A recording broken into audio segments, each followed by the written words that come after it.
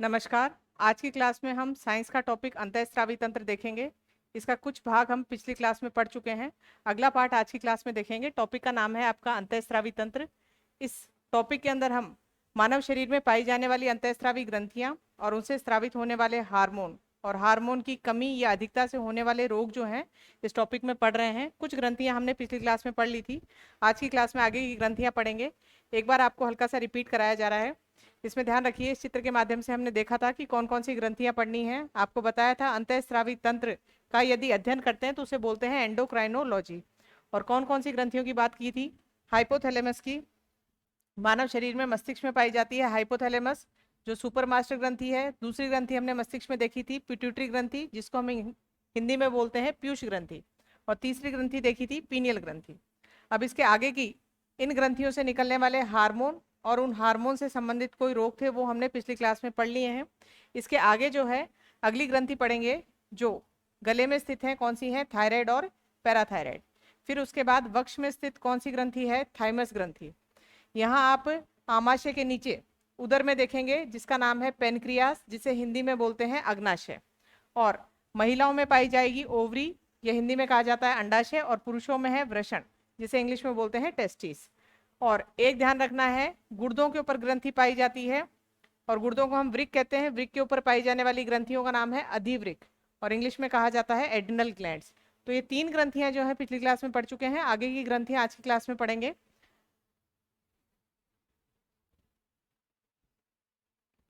तो आज हम शुरू करेंगे थायराइड ग्रंथि से। थायराइड ग्रंथि में पहला क्वेश्चन आपका कि थायराइड ग्रंथि की स्थिति क्या है, कहाँ स्थित है। तो इन जो अंतःस्रावी तंत्र में क्वेश्चंस बनते हैं, एक तो आपको ग्रंथि की स्थिति पूछी जाती है, दूसरा पूछ लिया जाता है ग्रंथि कैसी है, अंतःस्रावी या बहिस्रावी। तो इस टॉपिक में जो पढ़ रहे हैं वो सारी अंतःस्रावी हैं। और अंतःस्रावी ग्रंथियों से क्या निकलते हैं? हार्मोन्स निकलते हैं। हार्मोन संदेश वाहक अणु होते हैं या इनको रासायनिक दूत कहा जाता है। तो यहाँ पे देखा हमने कि थायराइड ग्रंथि जो है वो कहाँ स्थित है? गले में। और इसकी आकृति आपको चित्र से पता चल रही होगी। आकृति कौन सी है? एच आकृति की है ये। तो ये आकार भी पूछा जाता है। तो श्वास नली के दोनों ओर है ये ग्रंथि। और दूसरा इसमें आपको ध्यान रखना है कि आकृति कैसी है इसकी? एच आकृति है। फिर ध्यान रखेंगे ये शरीर की सबसे बड़ी अंतःस्रावी ग्रंथि है। ये क्वेश्चन भी आपको पीछे बताया गया था पिछली क्लास में कि यदि क्वेश्चन आए कि शरीर की सबसे बड़ी ग्रंथि बताओ, तो शरीर की सबसे बड़ी ग्रंथि जो है वो कौन है? यकृत। और उसी यकृत को हम इंग्लिश में बोल देते हैं लीवर। ये क्वेश्चन तो है जब आपसे पूछा गया सबसे बड़ी ग्रंथि बताओ, लेकिन इस क्वेश्चन में ये नहीं दिया गया कि बड़ी ग्रंथि अंतःस्रावी या बहिस्रावी। इसी क्वेश्चन को थोड़ा चेंज किया गया और कहा गया सबसे बड़ी अंतःस्रावी ग्रंथि बताओ। अब ये वर्गीकृत कर दिया गया है। सबसे बड़ी अंतःस्रावी पूछी जाए तो कौन सी है? थायराइड ग्रंथि है। आकृति कैसी है? एच आकृति, गले में स्थित है।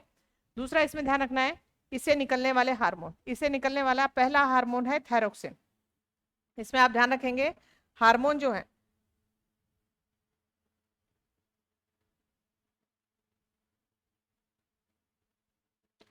जो हार्मोन ग्रंथि से जिनके नाम ग्रंथि के नाम से मेल खाते हैं उनको याद करने में दिक्कत नहीं आती। थायरोक्सिन हार्मोन नाम से पता चल रहा है किस ग्रंथि से निकल रहा है? थायराइड ग्रंथि से।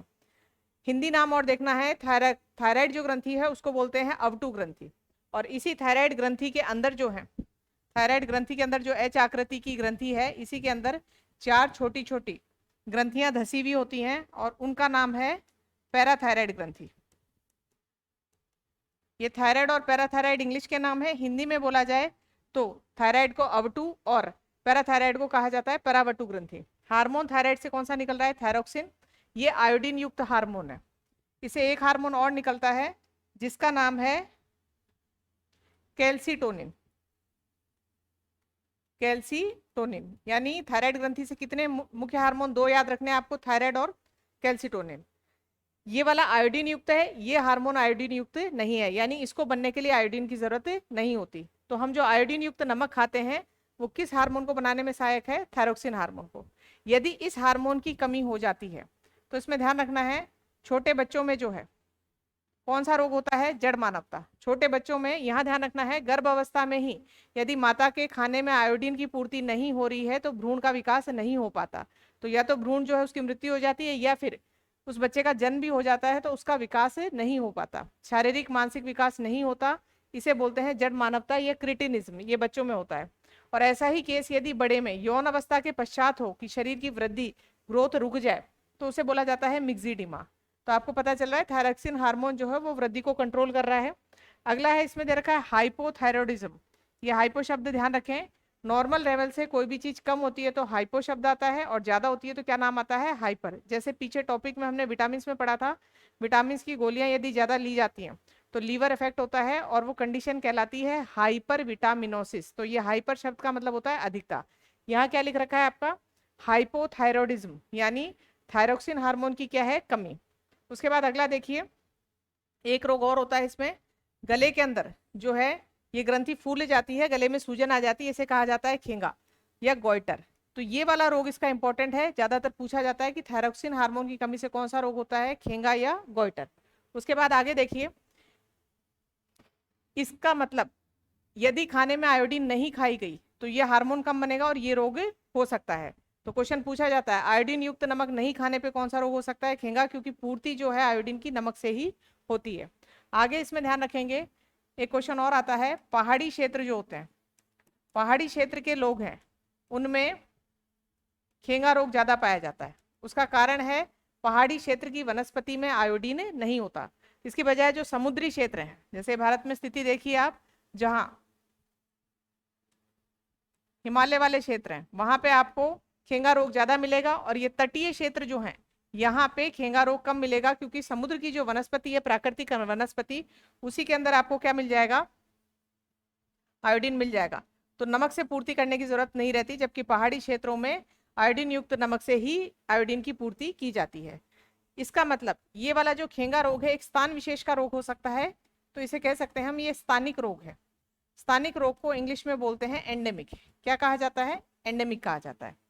उसके बाद आगे देखिए, इसकी अधिकता से एक क्वेश्चन और आता है एग्जाम में कि ये जो नमक है इसको किचन में यूज लिया जाता है, और इसमें जो महिलाएं इसको काम ले रही हैं, यदि मान लीजिए कोई महिला अनपढ़ है तो उसको कैसे पता चलेगा कि जो नमक का पैकेट है उसके अंदर आयोडीन है या नहीं है। तो उसके लिए भी क्वेश्चन आया हुआ है, जो नमक के पैकेट होते हैं उनके ऊपर एक सिंबल बना हुआ होता है, वो होता है हंसता हुआ सूरज। और ये हंसता हुआ सूरज जो है किस चीज का सिंबल है, कि उस पैकेट में जो नमक है उसमें क्या पाई जाती है, आयोडीन। तो क्वेश्चन भी आया हुआ है। आगे देखिए, इसकी अधिकता से भी रोग होते हैं। अधिकता से जो रोग हो रहा है उसे कहा जाता है टॉक्सिक गोइटर, यानी ये हार्मोन ज्यादा निकल गया तो।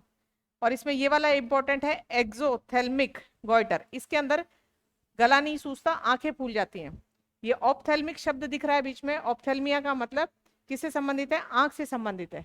तो थायरोक्सिन की कमी से भी रोग देखे और अधिकता से भी। इंपॉर्टेंट कौन सा है, खींगा रोग है, आयोडीन युक्त नमक से इसकी पूर्ति होती है। अब ये वाला हार्मोन जो है ये कैसा है, थायराइड से ही निकल रहा है, लेकिन आयोडीन रहित हार्मोन है। तो क्वेश्चन को डीप किया जाए तो पूछा जा सकता है कि थायराइड ग्रंथि से निकलने वाला आयोडीन रहित हार्मोन बताओ। तो आयोडीन रहित कौन सा है, कैल्सिटोनिन। अब इस हार्मोन का क्या काम होता है वो देखते हैं। इसका काम जो है इस स्लाइड में देखेंगे। इसमें ध्यान रखना है आपको, जो पैराथायराइड ग्रंथि पड़ी थी उससे निकलने वाला जो हार्मोन है वो हार्मोन इस कैल्सिटोनिन के विपरीत काम करेगा। तो यहां पढ़ेंगे उसको। अब देखिए, आपको बताया था कि ये तो रही थायराइड ग्रंथि, और थायराइड के अंदर चार छोटी छोटी कौन सी ग्रंथि धसी हुई है, पैराथायराइड। हिंदी में इसका नाम अवटू और इसका क्या नाम है, परावटू। थायराइड हम पढ़ के आ चुके हैं, इसमें से थायरोक्सिन हार्मोन निकल रहा था। दूसरा कौन सा है, कैल्सिटोनिन। कैल्सिटोनिन अभी पढ़ेंगे क्या काम करेगा। तो ये थायराइड के पीछे स्थित होती हैं चार ग्रंथियां, और इनसे जो हार्मोन निकलता है उस हार्मोन को पैरेथ हार्मोन या पैराथायराइड हार्मोन कहा जाता है। अब इसका काम क्या है वो देखिए, इस समीकरण से देखते हैं।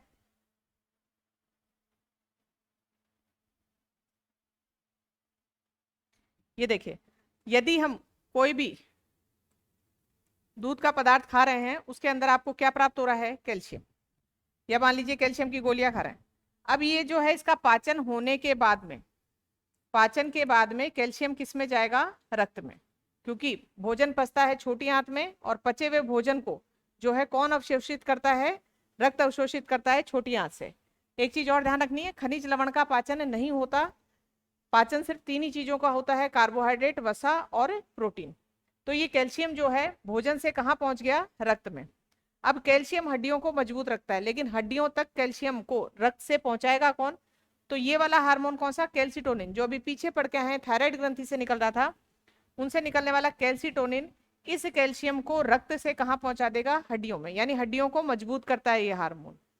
लेकिन कई बार ऐसा होता है रक्त में कैल्शियम की कमी हो गई। रक्त में कैल्शियम की कमी कब हो जाती है, जब हम यहाँ से पूर्ति नहीं कर रहे हैं, हमारे भोजन में यदि कैल्शियम नहीं जा रहा है तो रक्त में किसकी कमी हो गई, कैल्शियम की। अब कैल्शियम हमारे शरीर में क्या क्या काम करता है, तो कैल्शियम ध्यान रखिए, कैल्शियम एक तो रक्त का थक्का जमाने में सहायक है, जब रक्त का थक्का पड़ेंगे वहां बताया जाएगा आपको। दूसरा इसमें ध्यान रखना है, कैल्शियम जो है मांसपेशियों को भी मजबूत रखता है, और तीसरा हड्डियों को मजबूत रखता है। इतने काम है। अब यहाँ पे हड्डियों को मजबूत रखना बता दिया, कैल्शियम जमा कौन करके आ रहा है, कैल्सिटोनिन। लेकिन रक्त में यदि कैल्शियम की कमी आ गई तो रक्त में कमी आने से मांसपेशियों में जकड़न आती है, जिसको हम आम बोलचाल की भाषा में कहते हैं बांटे आना। तो बांटे आना किसकी कमी से होता है, कैल्शियम की कमी से। और कैल्शियम किस साइड कम हो गया, रक्त की साइड। क्यों हुआ, क्योंकि हमने हमारे जो भोज्य पदार्थ है उसके अंदर कैल्शियम की पूर्ति नहीं की। तो फिर ये शरीर क्या करता है, कैल्शियम को कहाँ से उठा के लाता है, अस्थियों में से, क्योंकि अस्थियों में कैल्शियम पड़ा है। कौन सा हार्मोन निकलता है, पैराथायराइड हार्मोन, जो इन पराबट्टू ग्रंथियों से निकला है।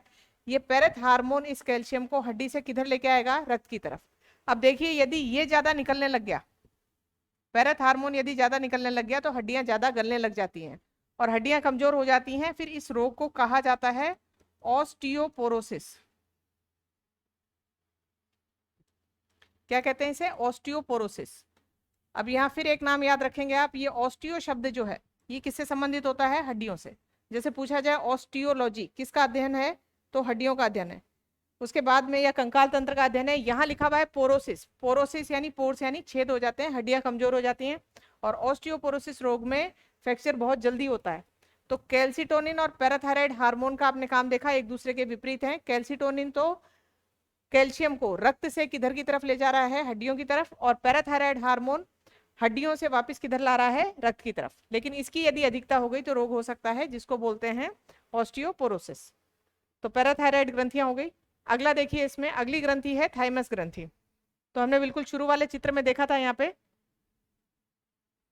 आपको बताया था थायराइड, पैराथायराइड, उसके बाद नीचे छाती में या वक्ष में बीचों बीच जो है उस ग्रंथि का नाम क्या है, थाइमस ग्रंथि। अब इस ग्रंथि की स्थिति पूछी जाए तो स्थिति में या तो नाम लिखा आ जाएगा वक्ष के बीचों बीच या छाती के बीचों बीच, या फिर इसमें ध्यान रखना है इधर दोनों तरफ क्या होती हैं, पसलियां होती हैं। ये हड्डियां जो होती हैं उनको हम क्या बोलते हैं, पसलियां। इन पसलियों के बीच में एक हड्डी होती है, उस हड्डी का नाम है स्टर्नम हड्डी। क्या नाम है, स्टर्नम हड्डी। तो ये भी आता है एग्जाम में क्वेश्चन की थाइमस ग्रंथि कहाँ है, तो स्टर्नम हड्डी के पास है, या फिर लिखा आएगा पसलियों के बीच में है। उसके बाद देखिए इसमें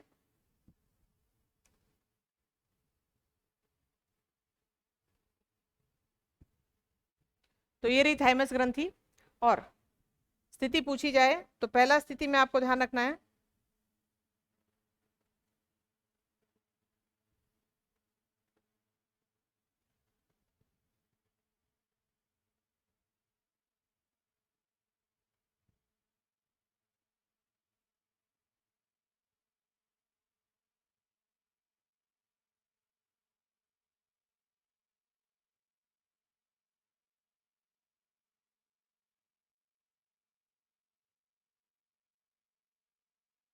स्थिति में ध्यान रखना है, ये लिखा हुआ है वक्ष में हृदय के आगे स्थित है, और बाकी आपको स्थिति बता दी है। छाती में बीचों बीच या कौन सी हड्डी का नाम लिखा आएगा, स्टर्नम हड्डी का नाम लिखा आ सकता है, ऐसा क्वेश्चन आया हुआ है।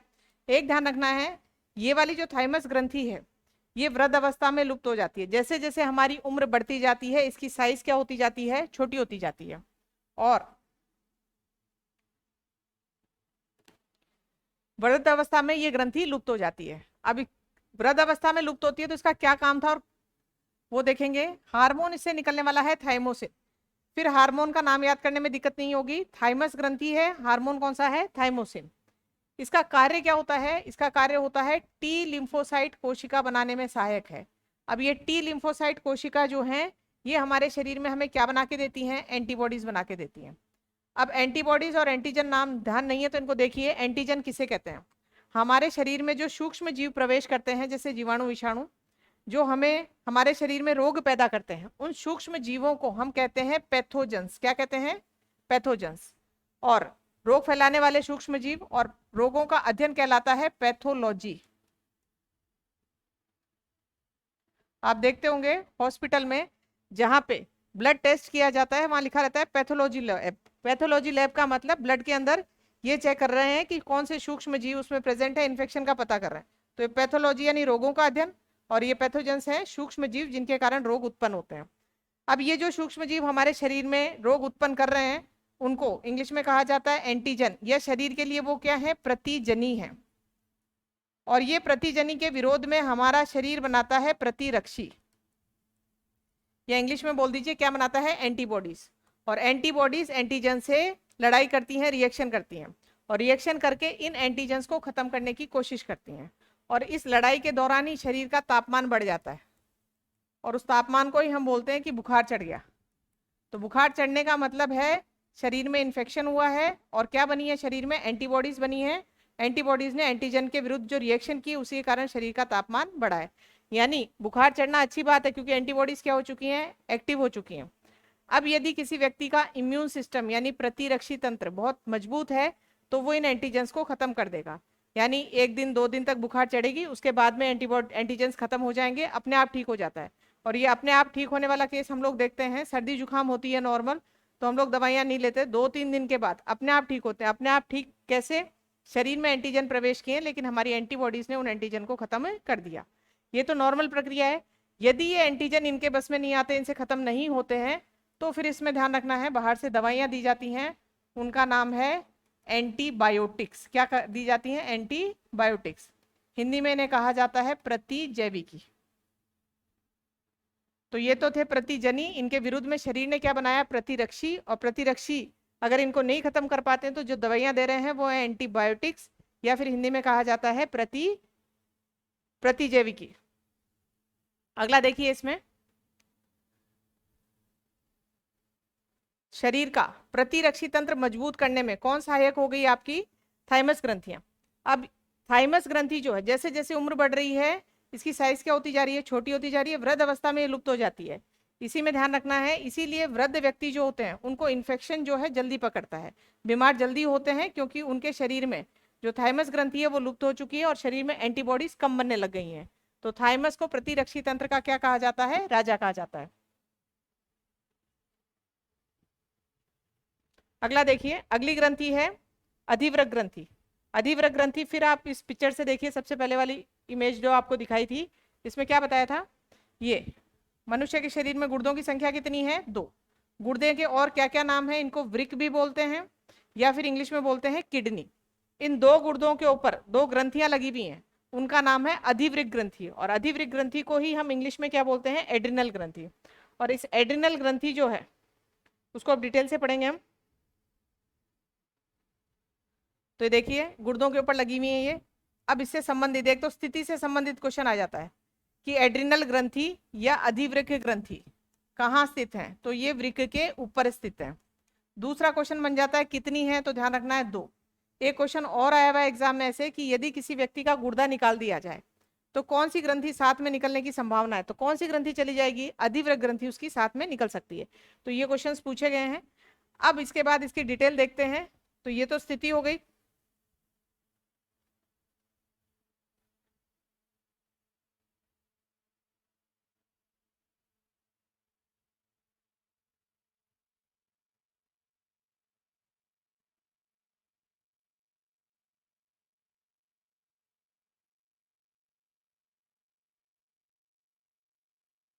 अब देखिए इसमें हार्मोन तो कई प्रकार के निकल रहे हैं, लेकिन जो इंपॉर्टेंट हार्मोन है वो हमें पढ़ना है।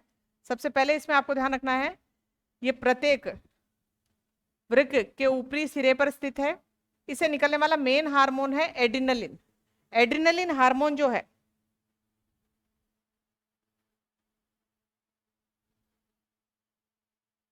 एड्रिनलिन हार्मोन जो है इसका स्त्रवण अधिक कहाँ कब होता है, क्रोध, डर या फिर मानसिक तनाव के समय इसका अधिक स्त्रवण होता है।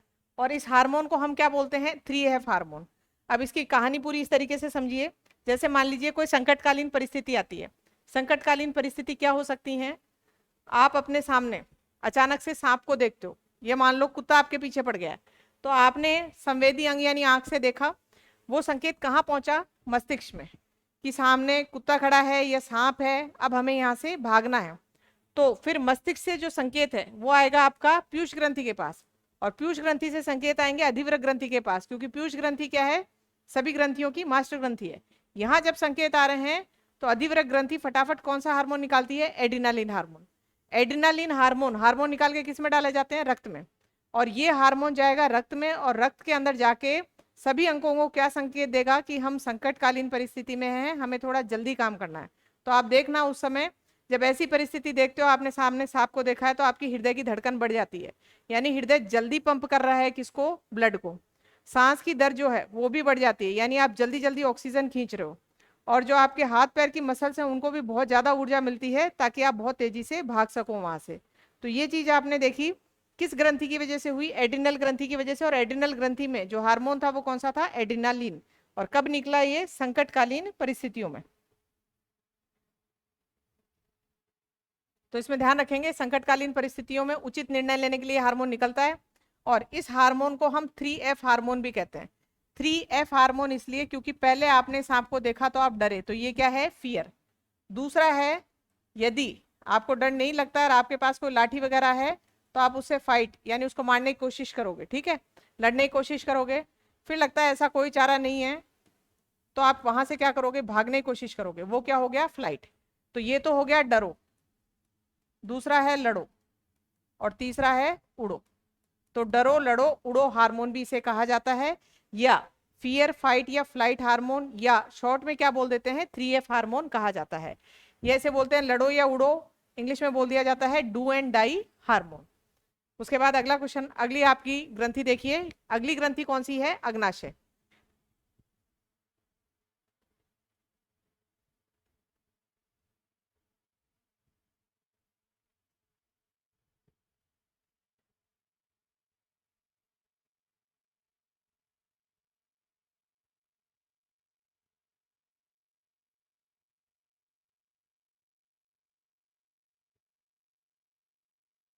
अब देखिए इसमें अगली ग्रंथि कौन सी है, अग्नाशय। अग्नाशय ग्रंथि को हम मिश्रित ग्रंथि कहते हैं, क्योंकि बिल्कुल शुरू में हमने पढ़ा था कि शरीर में दो प्रकार की ग्रंथियां होती हैं, एक तो बहिस्रावी ग्रंथि होती है और एक अंतःस्रावी।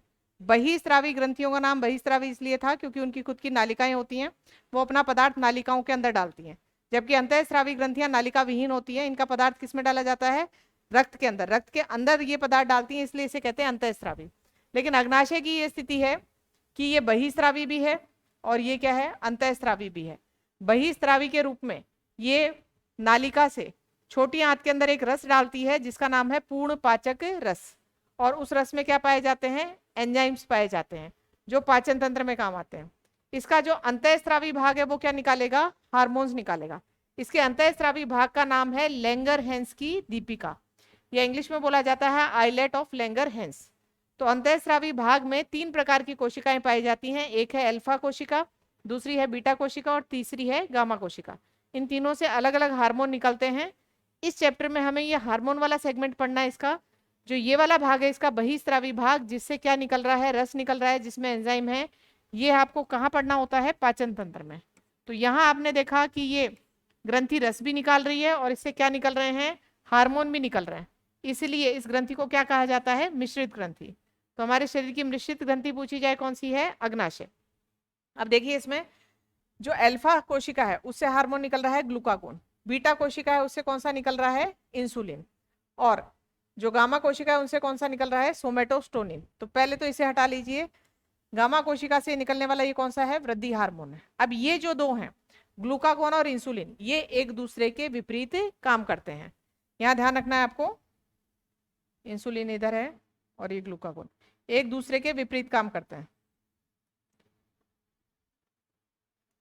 कैसे काम करते हैं वो देखिए, जब भी हम भोजन में अनाज मीठी चीजें खा रहे हैं, क्या चाह रहा है भोजन में, कार्बोहाइड्रेट। कार्बोहाइड्रेट पचने के बाद किस में बदलता है, ग्लूकोज में। पचा हुआ भोजन कहाँ पे है, छोटी आंत में है। छोटी आंत से रक्त द्वारा भोजन का क्या किया जाता है, अवशोषण किया जाता है। रक्त क्यों अवशोषण करता है, क्योंकि रक्त का हमारे शरीर में काम परिवहन का होता है, छोटी आंत से लेके और वो सभी कोशिकाओं तक इस भोजन को पहुंचाएगा।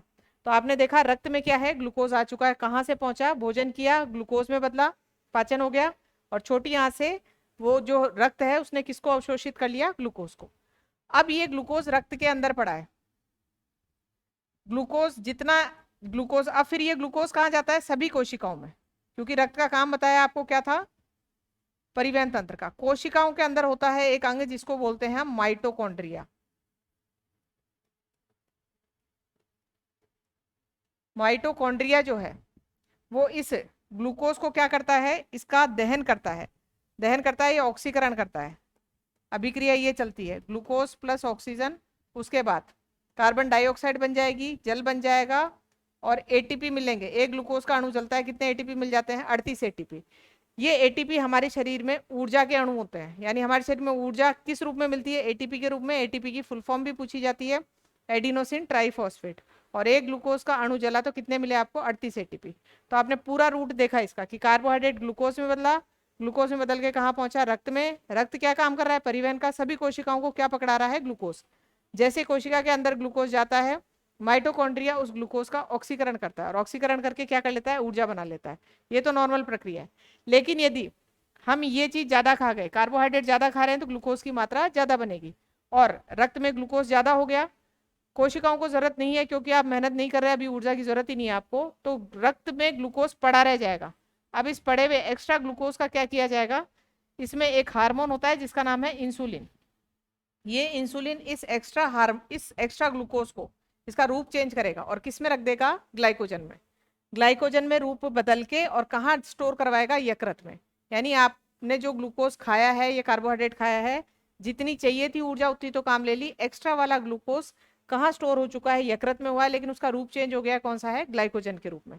तो ये क्वेश्चन पूछा जाता है कि हमारे शरीर में कार्बोहाइड्रेट या ग्लूकोज किस रूप में संचित रहता है, ग्लाइकोजन के रूप में। कहाँ संचित रहता है, यकृत में। किसके द्वारा संचित करवाया जाता है, इंसुलिन के द्वारा। इसको सेम उसी तरीके से ध्यान रखना है आपको।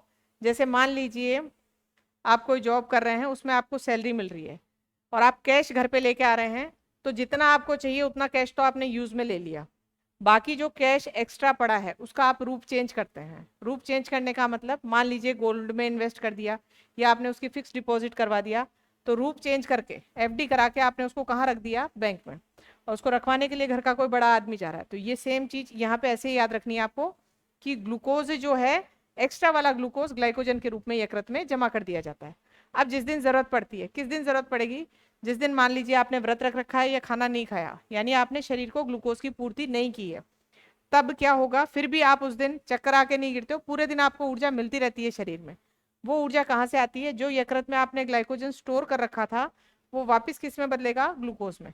लेकिन इसको वापस लाने वाला दूसरा है, उसका नाम है ग्लूकागोन।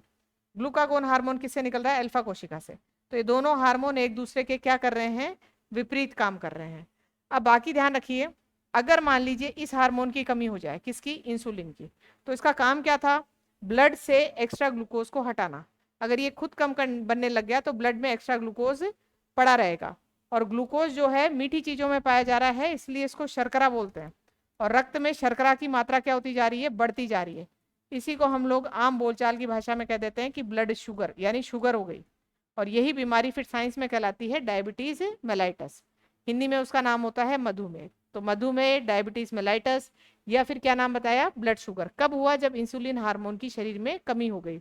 इंसुलिन हार्मोन की कमी हो गई तो ऐसे व्यक्ति को फिर जो है इंसुलिन की मेडिसिन दी जाती हैं, ताकि रक्त में ग्लूकोज की मात्रा जो है वो नॉर्मल की जाए। और ऐसे व्यक्ति का जो डाइट है उसको भी प्लान्ड किया जाता है, ग्लूकोज की मात्रा को क्या किया जाता है, कम किया जाता है, क्योंकि ग्लूकोज उसको परेशान कर रहा है। आगे ध्यान रखिए इसमें।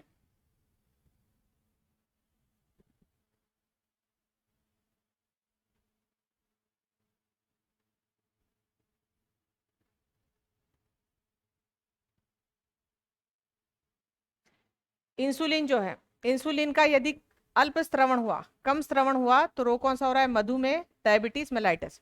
और इसका काम क्या था, रक्त में से एक्स्ट्रा ग्लूकोज को हटाना, तो वो ग्लूकोज बढ़ता जाएगा, रक्त में भी ग्लूकोज बढ़ जाएगा और यूरिन में भी ग्लूकोज बढ़ जाता है, और यूरिन की मात्रा भी ज़्यादा हो जाती है। इससे पीछे वाली क्लास में हमने एक डायबिटीज़ और पढ़ी थी, वो थी डायबिटीज़ इंसिपिडस, और यहाँ कौन सी है, डायबिटीज़ मेलाइटस। वो किस हार्मोन की कमी से हो रही थी, डायबिटीज़ इंसिपिडस, वो थी एडीएच हार्मोन की कमी से। एडीएच हार्मोन, या जिसे कहा जाता है वैसा प्रोसीन हार्मोन। और वो कौन सी ग्रंथि से निकल रहा था, पीयूष ग्रंथि से। तो वो भी डायबिटीज थी, ये भी डायबिटीज है, लेकिन थोड़ा नाम में अलग है।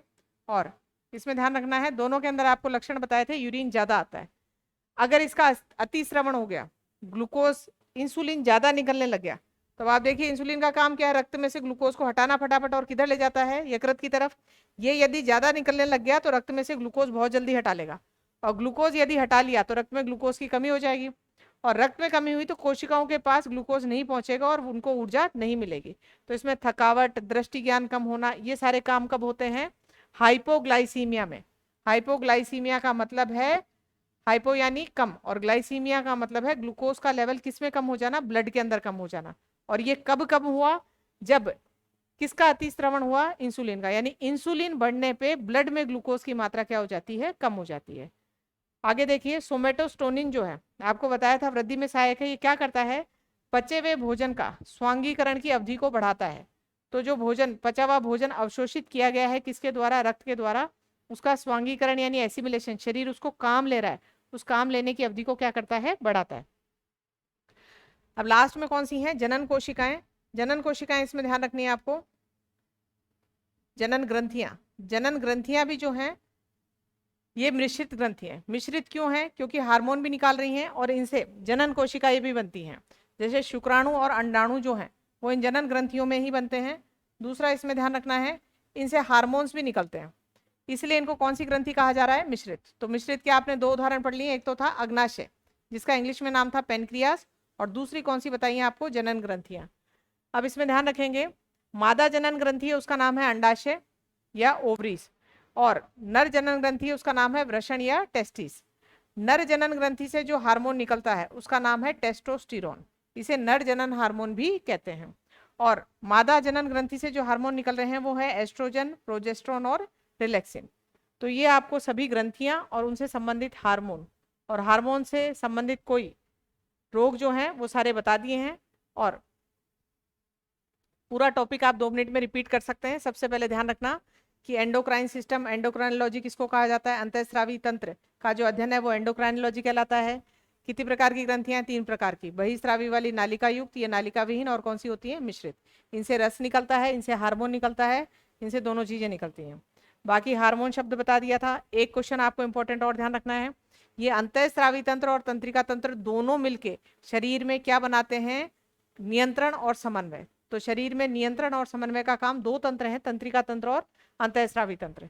फिर ये सारी ग्रंथियां बता दी, चित्र से आप इनकी स्थिति याद रख सकते हो।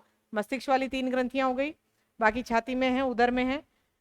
पीयूष ग्रंथि हमने पढ़ ली थी, सबसे पहले हाइपोथैलेमस पढ़ी थी, हार्मोन कौन सा निकल रहा था, न्यूरॉन। पीयूष ग्रंथि से हार्मोन निकल रहे थे, वृद्धि हार्मोन था, मिलेनोसाइट था, वैसाप्रोसिन डिटेल से बता दिया आपको, ऑक्सीटोसिन था।